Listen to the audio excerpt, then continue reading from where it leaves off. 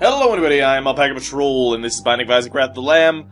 I'm gonna not play a custom challenge run today. The reason is because we haven't done a regular run in a while, and I kinda wanna just not— oh good, we got Samson. And I kinda wanna, not necessarily think about a challenge, so much as anything else. Oh, we got 5 bombs, that's pretty nice. Because, obviously, I kinda wanna— you guys know, I think, at this point, that I tend to like to talk about, interesting topics, and I'm not really afraid to talk about something that perhaps is, you know, not something that, or something that perhaps other YouTubers or other, people in entertainment media would perhaps stray away from. I do want to talk about the thing that happened in Boston yesterday. You know, oh god, I have nothing really prepared or anything that I really want to talk about. I mean, that's kind of, would sort of be a little bit against what I do here on the Isaac series. But, yeah, you know, I feel like I just have to mention it. In case anyone doesn't know, there were, 2 bombs, that went off, in Boston yesterday, during the Boston Marathon. It's being called the Boston Massacre, which, I feel is not an incorrect representation of the events that transpired, but for a reason that I'll speak about, it's not a good thing to call it such a thing. I'll sort of explain why. So, basically, 2 bombs went off. So far, what we know is that 2 people, I think 3 people are dead now, one among them an 8-year-old girl. And, you know, there's something like 50 wounded. Now, the numbers are sort of inflated, as they often are after these kind of things, because the media is all sort of running smoke screens against one another, and they're all just kind of making stuff up at this point. So, honestly, even talking about it is sort of silly, it's sort of premature at this point, because the media doesn't really know the majority of the facts.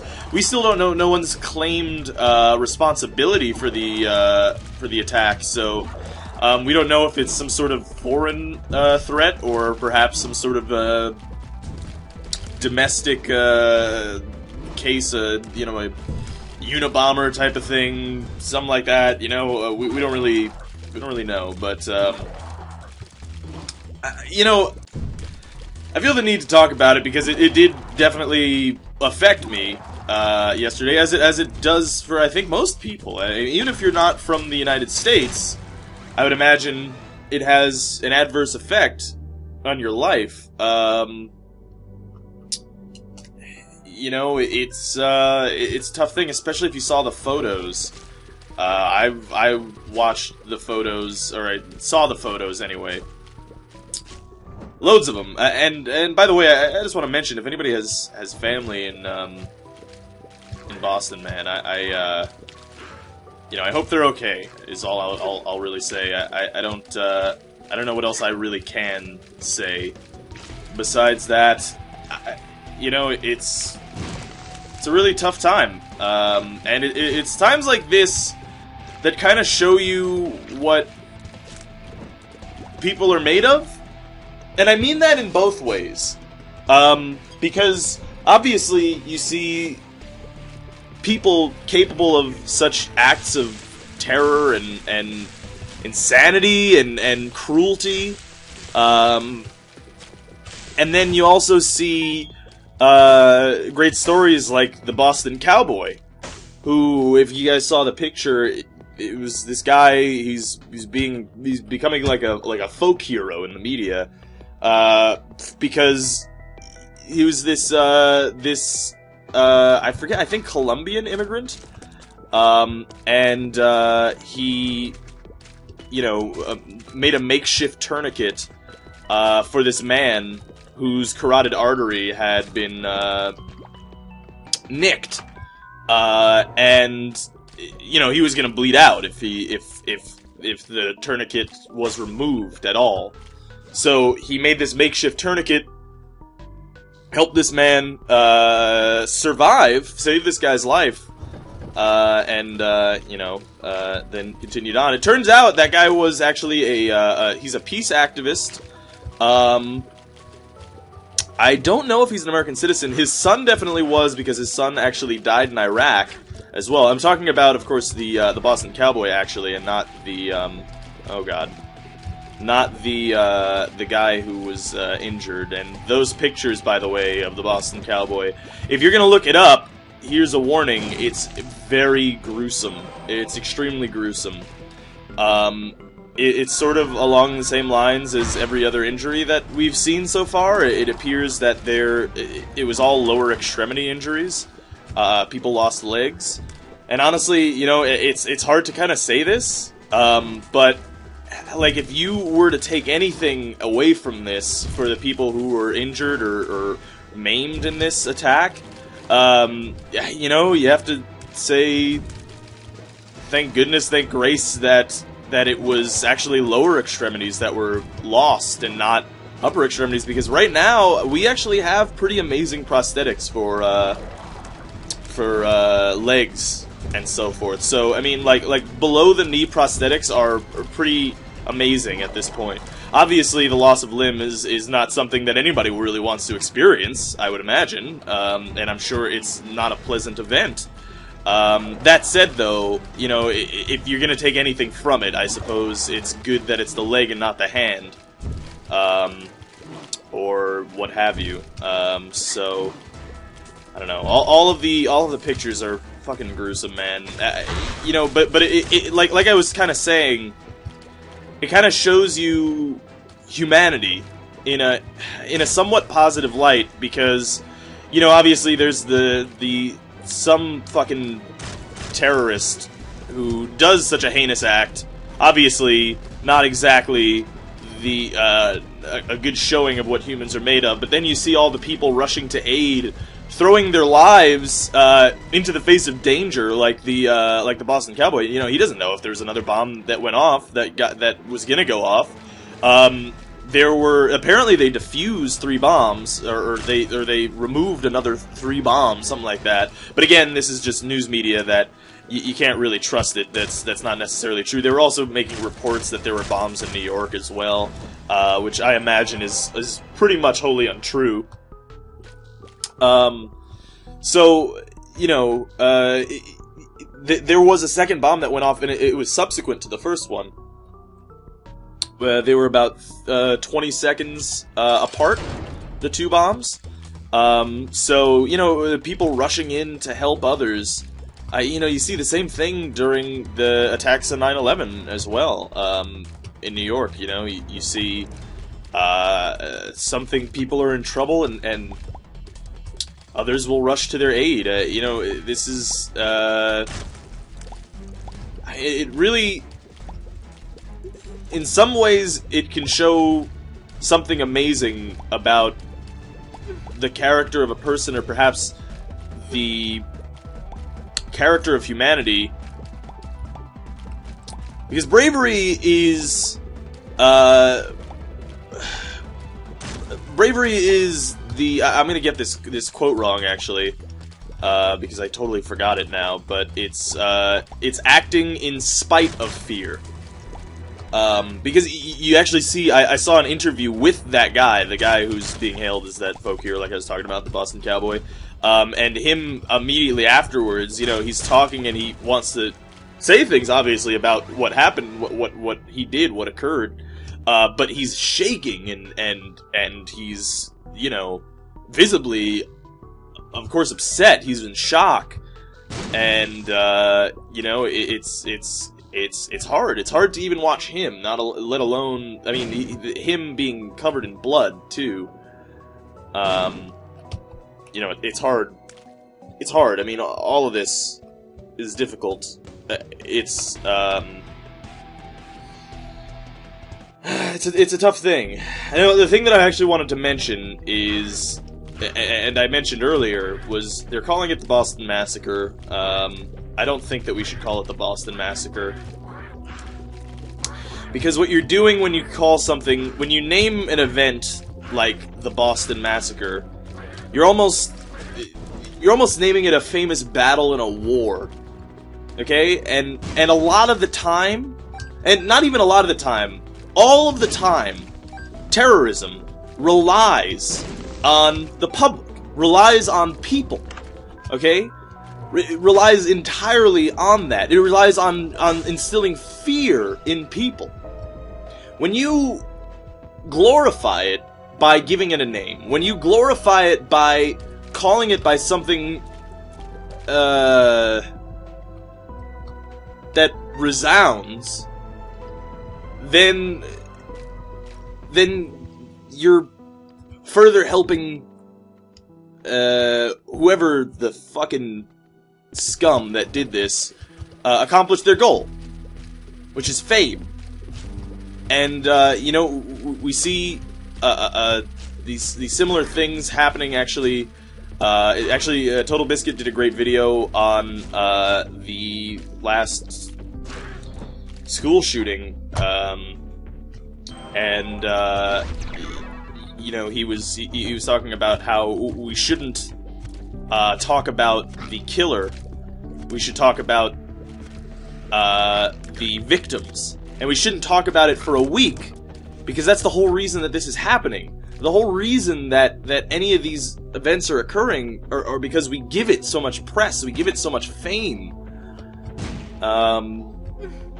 So, you know, I don't know, man. It's obviously I don't have my thoughts in order when talking about this.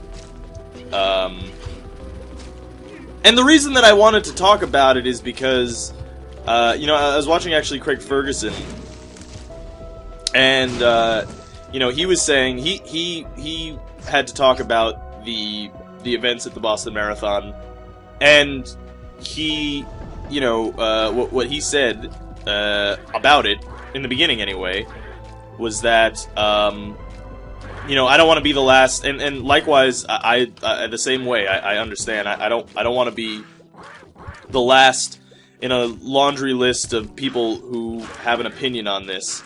And I understand that I'm just here to entertain you. I'm just here to hopefully make you laugh. But I'm not good enough at humor to not talk about something like this. I'm not good enough to be able to hide this from you. And it's something that I think it needs mentioning. And it needs to be, you know, it's weird because I've said the things that we shouldn't give it play in the news media, and I said that, you know, we shouldn't make it famous, yet I still say that we should talk about it because I think that is important. So perhaps I'm being hypocritical, but I think, I don't know, it's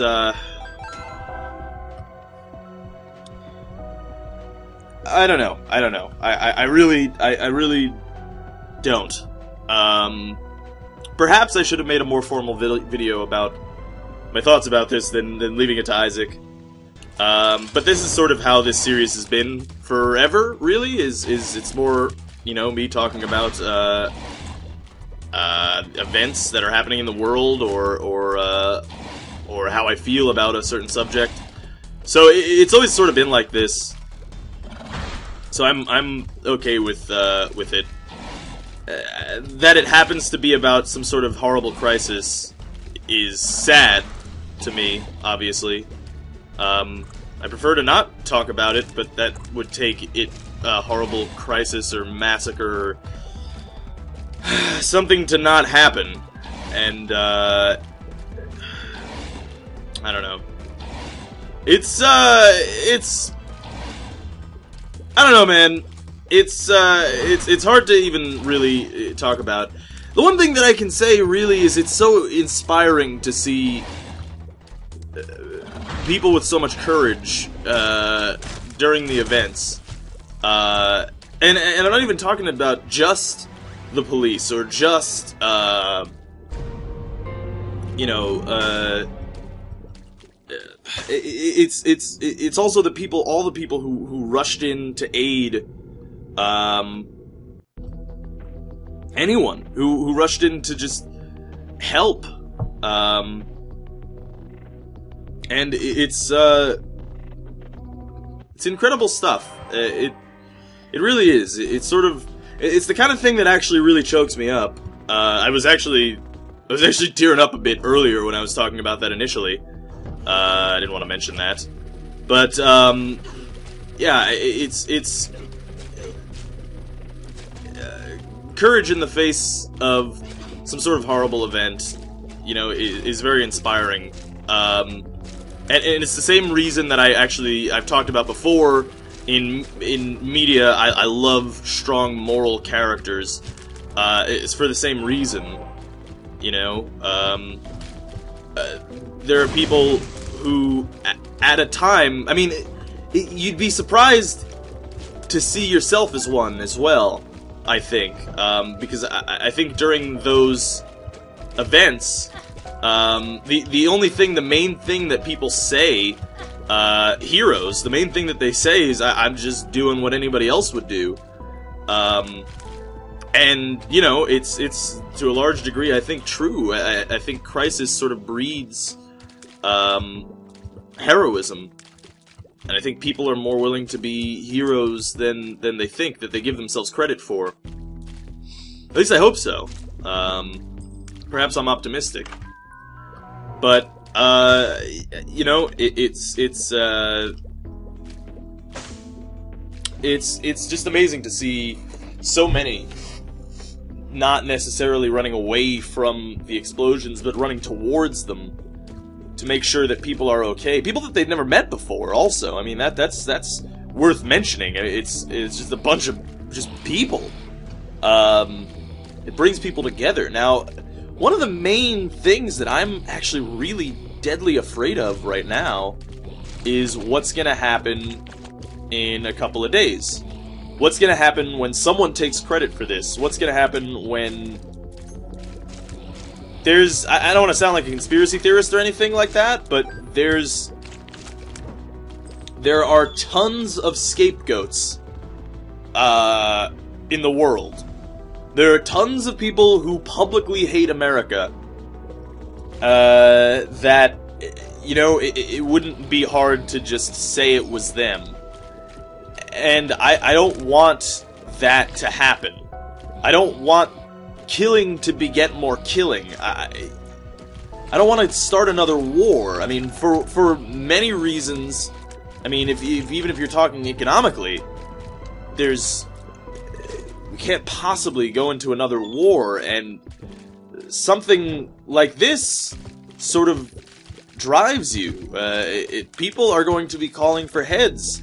Before the week is out, we're gonna need to know, and they're gonna have to put someone's head on a spike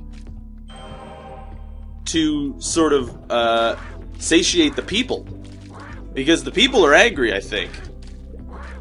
Right now, it's sadness, but anger comes later. And it's gonna come. Believe me. And, I mean, shit, this is just an expression, but God save whoever did this, because they are getting, they are gonna be in for a bad fucking time. Especially if it was some sort of domestic thing. You know, I don't even know. I don't want it to be any sort of, like, it's hard to say that I hope that it's this person or that person. But I really hope that it's someone in America. I really hope it's not some sort of terrorist group, because that, if it is, then that means that we're gonna go fight a bunch of people who did nothing wrong, I'm sure. And we're also gonna kill a bunch of our own Americans. Are gonna have to die. More Americans would have to die. As sort of some sort of redemption. And you know, it's not a good thing for anybody. So I hope that it's domestic. I honestly do. Which I know is hard to say. Because I just said it. I think. But, like, if I could take anything from it, is that hopefully it doesn't spawn so much more death. That's sort of thing is, I think my curiosity wants to know who did this.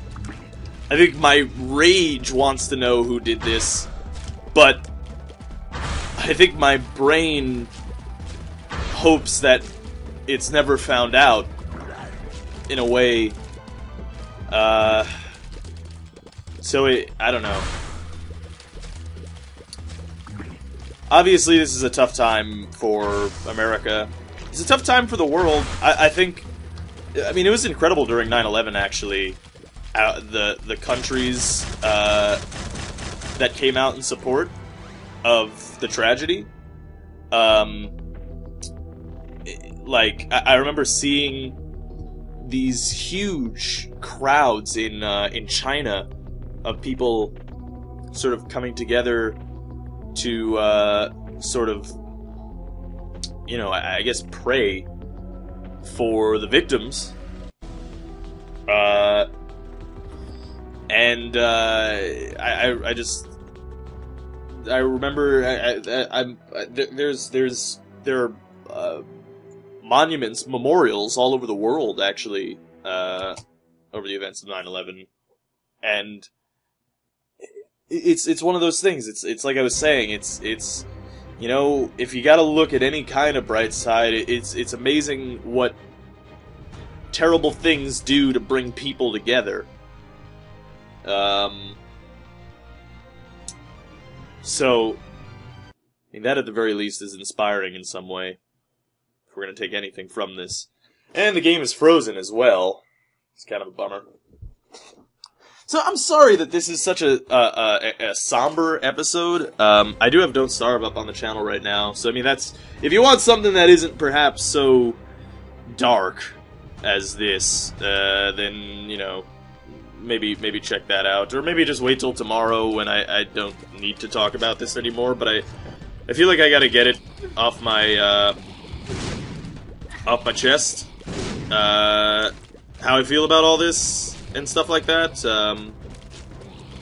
So, yeah, that's why I decided to talk about it. And I wouldn't, like, it would have come up, even if I tried not to, it would have come up, and then I would have been hiding something, so it would have been it wouldn't make for good videos. It was either that, or I just wouldn't have made a video, honestly. This is sort of my venting over this, honestly. This is what I get to do, to vent over something so, dark. I mean, you know, it's sort of, we have sort of an escapist culture. We like escapism, obviously. Video games, for a lot of people, are their escape from a terrible tragedy or a dark event or something sad. It is for me as well. And more specifically, it's these videos, so forgive me, but this is my place to sort of vent my frustrations or my anger over everything that's going on and all that. It's tough. It's a tough time. It really is. And I imagine it's even tougher for the families of the victims. I don't even, like, after a point it comes to where I don't even know what to say about it anymore. I don't think I have much more to say, other than obviously it's a terrible tragedy, and obviously we're gonna find out what happened. Either we're gonna find out, or we're gonna make it up, but someone's gonna get blamed for this. And then, you know, it's really up to the people in power. It's gonna come down to, did we pick the right guy? Did we pick the right guys in our political institutions? This is what it's gonna come down to here very soon. Are they gonna make the right call? I mean, it's times like this when sort of democracy, the Republic has to shine, you know, in the face of sort of adversity and danger and things of the sort. Obama came and spoke out about it already. He said, by definition, it's an act of terror, and indeed it is. It is a terrorist act. Now, whether or not he had to say that because of the whole events of the debates and all that, with a lack of knowledge, it's a shame that there has to be so much politics in something so gruesome and real. But I mean, that's just the politician's life, I guess. So they're obviously going to be looking. There's going to be a fucking global manhunt over what happened here. So it's I don't know, man. I really don't have much else to say about the topic, other than my heart goes out to those affected, whether that be you watching this video, whether that be a victim not watching this video, whether that be someone who's just taken this hard after seeing what's happened. You know, I understand that. These kind of events actually hit me hard too. They really do. Which is weird. It's weird. Like it is weird to not be part of an event yet be so affected by it. It's sort of it's somewhat strange. I suppose that's the downside, or perhaps upside, of living in an age with so much incredible technology that you know, I can watch the events as they had transpired, or immediately know when it's happened. I mean, we knew moments later, right, that this happened. So you know, it's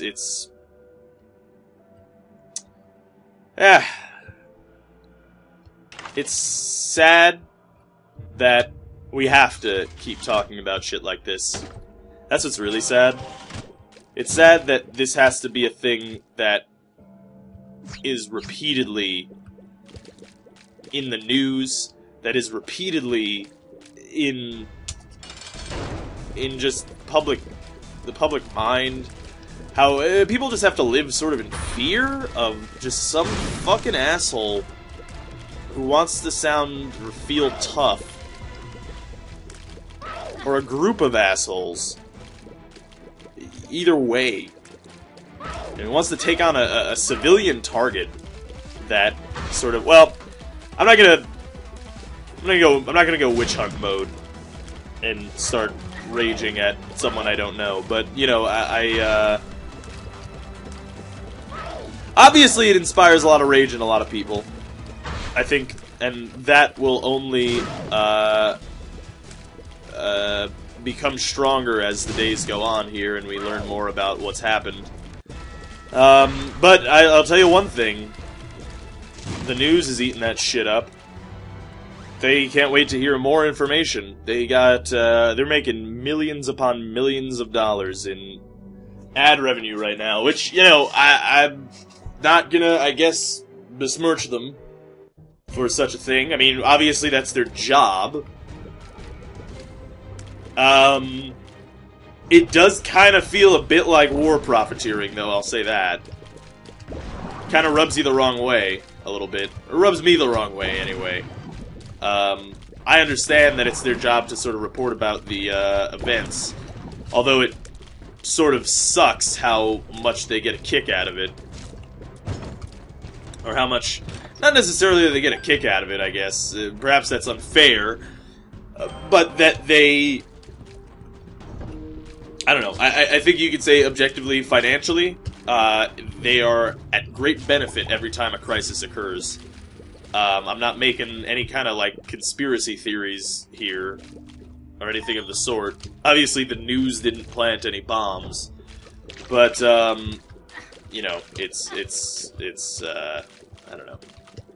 I've been largely untrusting of news in general, so, you know, keep that in mind that I also don't trust dentists. So take everything I say with a grain of salt, is what I'll say about that.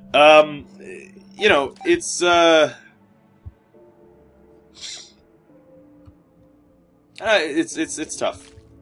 It's tough. This is gonna be a tough time for a while.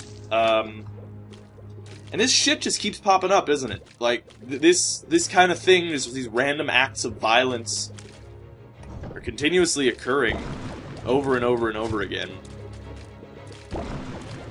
And, you know, again, not to harp on the same thing, but I think by just the principle of, I mean, just sort of sheer frequency, acts of kindness are in much greater supply than acts of evil. Yet, that's the only thing that the news covers. And the truth is that we want to hear it. We want that. We want to know all the fucking terrible things that happen. We don't care about the acts of kindness for the most part. I mean, you hear some great act of kindness happens, that's a news story for a day. Some horrible crisis happens, we're watching it for 2 weeks. I mean, look at the fucking case of whatever, that lady who killed her daughter. I don't even know her name because I didn't pay any goddamn attention to it because it was a load of fucking bullshit. But that lady who killed her daughter, we were following that court case for 2 weeks because it generated a bunch of fucking ad revenue with no idea or any sort of respect for any kind of sanctity of life. But that's sort of all besides the point. Again, take anything I say here with a grain of salt. You know, honestly, take everything that I say with a grain of salt. I've said this before, and I'll say it again, honestly. You guys really, anything that I say, if it doesn't sound right to you, or if it doesn't sound, like I'm telling the truth, or like I'm right, then go look it up. And I'm not saying that in the way that I'm being like, I'm not lying. I'm saying that, honestly, the only way to learn is to learn for yourself. That really is the truth. So if I'm anything, I'm a guideline. I'm not really a source of information. I'm one step in your sources of information. All right, like that's the whole thing with history too, isn't it? That sort of, you can't just read one history book and presume to know what happened, right? Because that's only one writer of the history. Someone else may have a different representation or interpretation of what actually happened. You know, the winners write the history book, so you can't really just trust the winners all the time. Obviously, they're going to talk about their great battles. I think a good example, actually, is Julius Caesar. When he was writing about the events just before he became the emperor of Rome, he was in the field fighting what were later on the Germans, right, in the north, and you know, he tells there's this grand story that he tells where he had only 20,000 men against the 200,000, you know, Gauls, and no, was it the Gauls? I don't think it's the Gauls. No, yeah, I think it's the Gauls. Whatever, it doesn't matter. But you know, he talks about this grand victory of this small amount of men against the great, vast army of the what have you, the Germanic tribes, and you know, he says that they were losing. But what brought his men back into the fight was he rode out on his horse in his armor, and he inspired the men to fight on, and all this other bullshit that is like, alright, I mean, Yeah, that's nice for a story, but I highly doubt that's how the events went down. It's entirely possible that it did, but without sort of photographic evidence, we can't really know. And we never will. But that's sort of what I'm kind of getting at, is that, you know, the writers of history are the winners. So, you know, if that's actually true, that they had 200,000 men. In fact, if the tribes can combine to make an army of 200,000, then they probably wouldn't be in tribes anymore. So, you know, keep that in mind as well. So, you know, it's sort of, and the same kind of thing, same goes for me. Anything that I say, any sort of thing that's sort of a fact, you know, question it. Always question it. Always question everything. I think that's sort of my rule on life, is question everything. Because otherwise you're not going to learn anything. Is sort of really what you can kind of take away from that. Like, you have to. Because if you don't question everything, then you'll never know how you feel about something. I see a lot of people, and they don't have the time to form their own opinions, or form their own thoughts, and they just take from whatever media they consume, whether that be the news, whether that be TV, whether that be what have you. They don't have the time to, you know, gather up an opinion of their own. So they just take their dads, or they take their, you know, family members, or their communities, or what have you, without even thinking on their own. And that's no good. That is no good at all. That leads to a lack of understanding, that leads to a lack of empathy, in truth. And it leads to bad things for the Republic, it leads to bad things for society. You know, I'm not talking about you guys at home, I'm talking about, you know, bigots, I'm talking about, you know, people who generally do that sort of thing, you know, it's a bad thing, it sort of only begets bad things. And that's why I want to say, honestly, question everything. Question everything that you possibly can question. If it's questionable, question it. You know, if that makes any sense. If it's worthy of questioning, then question it. So I don't know.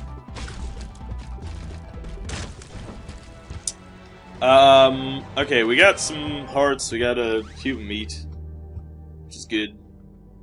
Get down to the next floor. And like I said, everything that I say, too, that is worth questioning. I could be wrong. In fact, I probably am wrong. In truth. You know, I mentioned this before about science, but, you know, the things we know about science are probably wrong anyway. You know, someone watching this 100, 200 years from now must think that I look retarded. So, you know, that's kind of a funny thing. You know what I'm excited for? To take it to a more, perhaps, lighter note, I'm really excited for the day when, like, the golden oldies stations are gonna be, like, we're gonna have Lil Wayne on golden oldies and, like, Backstreet Boys and stuff. That's gonna be fantastic. And then, like, future music is gonna be like... It's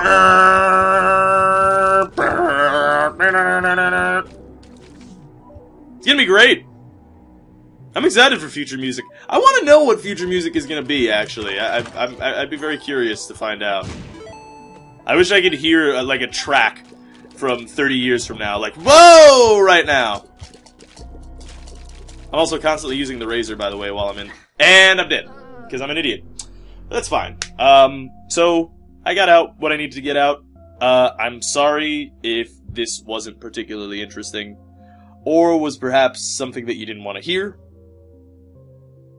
Because you heard it from everywhere else. I understand. But I mean, that's the tyranny of the microphone, isn't it? I get to talk about what I want to talk about. I won't talk about it anymore. I needed to. So I did.